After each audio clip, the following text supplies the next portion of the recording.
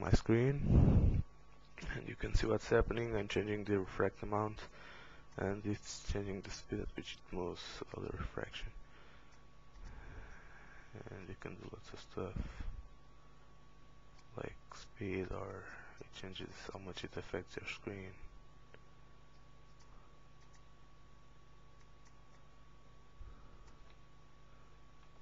And then I'm gonna turn it off.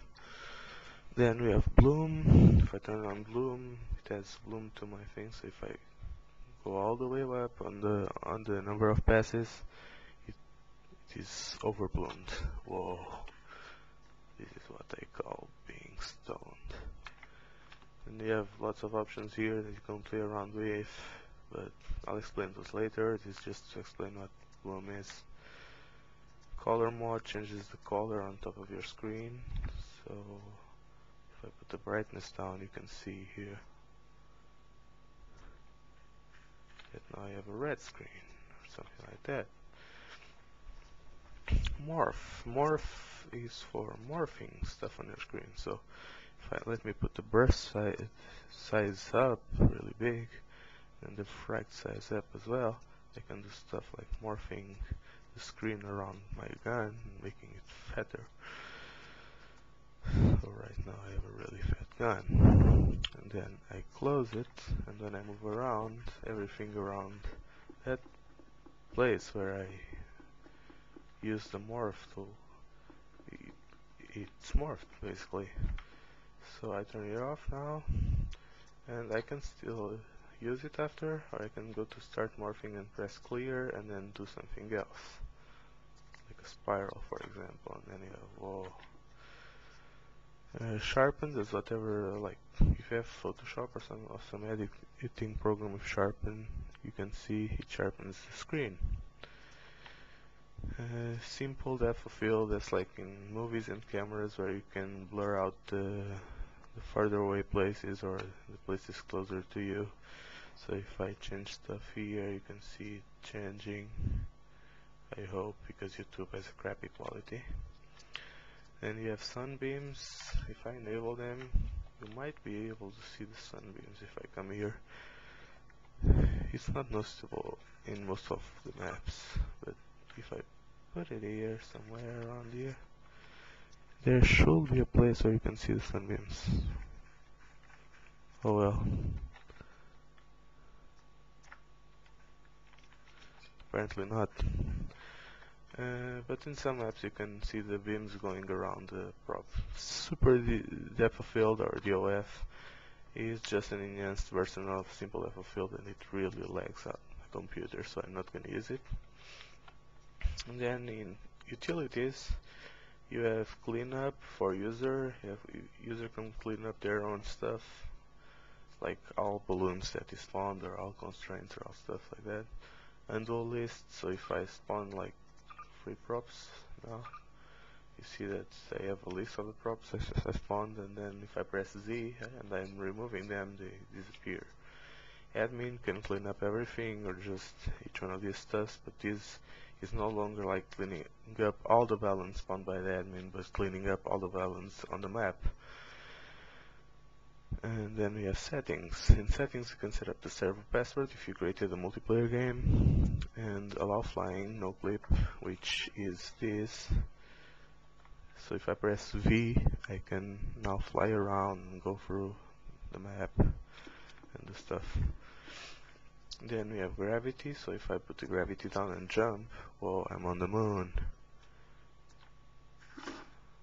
This is really fun to play around with. Look. I'm gonna go, whoa. I put negative gravity, so now I won't stop going up unless I change it here, and now you can see I'm going down, because I'm changing the gravity. And a physics timescale. If I put the physics timescale down and then like move this around, it's still having the same effects it would have if the physics timescale was in 1, which is the default value, but now it's going in slow motion, so I can shoot it and it will affect it like it would, but in slow motion.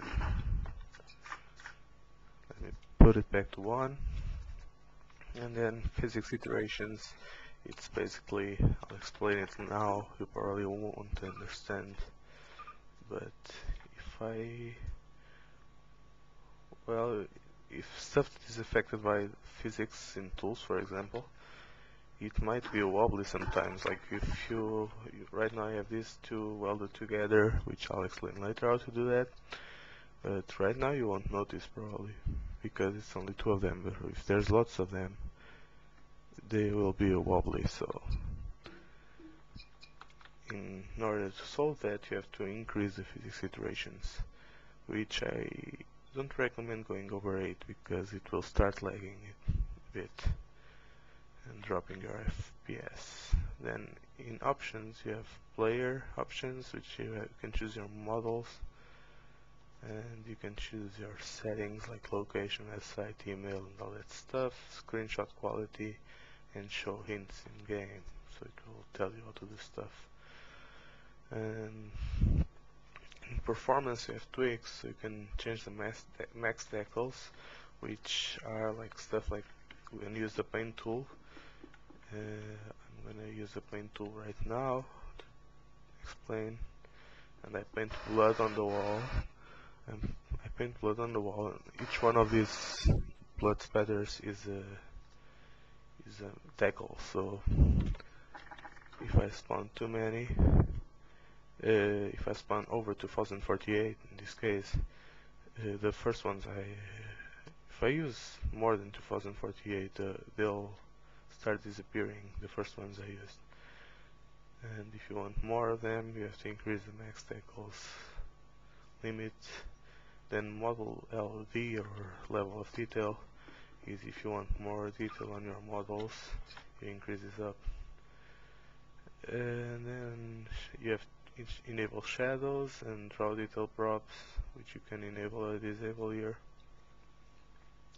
And then detail view distance, which is the distance to which you can observe detail.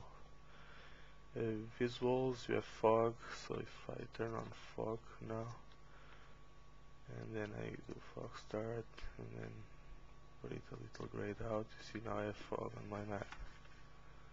I can turn it off, and then you have hiding. Here you can hide effects like overballs, cameras, Physgun beams.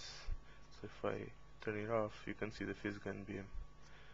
It's still being affected. I mean, I can still use this stuff, which is real fun, because now it seems like more realistic. I don't have the Physgun beam annoying me. And the thruster effects, you can turn off the thruster effects, which I'll explain later what thrusters are, in Gmod at least. And that's basically it for this lesson, so I hope you enjoyed it, I hope it was useful or helpful, whatever. And sorry for my accent, I'm not a native English speaker, so I might have a funny accent to you. But that's basically it. On the next lesson, I'll tell you how to not be what we call a Mingebag in Gmod.